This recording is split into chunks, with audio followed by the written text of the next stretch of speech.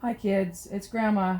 Sorry I can't see you right now, but with this having to self-isolate, we've got to stay by ourselves.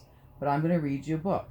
This is a book that my mom gave me when I was a little girl, great grandma, and it's called Me Too. And she used to read it to me and my two sisters. So I'm going to read it to you two. It's called Me Too by Stella Williams Nathan and illustrated by Jessica Zemsky. Big sister Rhoda had big brown eyes and very curly brown hair. She is just 3 years old. Little sister Anne is not quite 2. She has bright blue eyes and very straight blonde hair. Little Anne wants to do everything that Rhoda does. Early in the morning, Rhoda climbs out of her crib. "Come on, Annie," she cries. "Get up." But the bed is high and Annie's legs are short. "Help, Annie! Mama!" she calls. "Me too." Anne runs off looking for her big sister. Where did Rhoda go? What is she going to do? Is she in the kitchen? There she is, drinking milk from her very own cup. "Drink, Mama." "Me too," says Anne. She grabs her cup. Up goes the cup, too fast. Down goes the milk, all over Anne and all over the table. After breakfast, Rhoda puts her doll Susie in her buggy. "Now we are going for a walk," she tells Anne. Me too," says Anne. Jumping up and down, she grabs her biggest doll and oops! It won't fit into the small buggy. "My baby's stuck," she cries. "Help, Annie." Rhoda takes a small doll and puts it in her buggy, and then back and forth they march, giving their dolls a ride. "How about listening to some pretty music?" asked Mother. She turned on the radio. Rhoda danced to the music. "Me too," sings Annie, and she turns around and around. Faster and faster and faster she turns.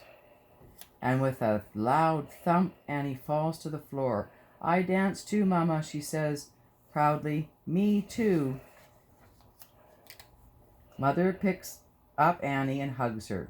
She then puts her in a rocking chair.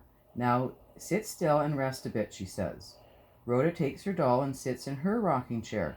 "Look, Mama," Rhoda says, "Annie is rocking in her chair, and I'm rocking too with my baby." "My baby," shouts Anne. "Me too." She runs to her buggy and comes back with her doll, smiling and singing just like Rhoda. Anne rocks her doll. "Let's go outside, Annie," says Rhoda after a while.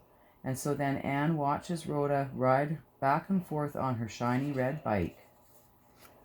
It looks like fun, more fun than taking her baby for a ride, more fun than dancing, more fun than rocking her in her rocking chair. "Me too," Annie cries happily, and she tries to climb onto the bike, but the bike is big and Annie is small. "I'll help you, Annie," says Rhoda. She gives Anne a big push and whoomp! Anne lands on the seat. Puts her legs on the pedal. Annie says, "Rhoda." Anne stretches her short legs. "Oh, it's a long way."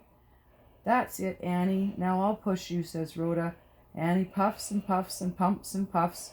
"Me too, Rhoda," she pants happily. "I'm riding the bike too." And back and forth they go. Mother opens the door. "I think you two had better come in for a rest. Annie is all tired out." "Are you tired, Annie?" asked Rhoda. "Our babies are tired. Let's put our babies to sleep."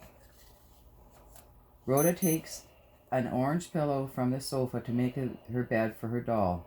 She covers her doll with a blanket. "See, Annie," she says, "my baby is sleeping." She closed her eyes. Annie reaches for a blue pillow. "My baby is sleepy too," she says, and covers her doll with the other end of the blanket.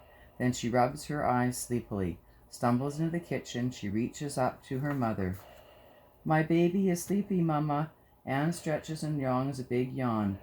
"My baby is in bed now. Me too, Mama. Me too." And that's the end of the story.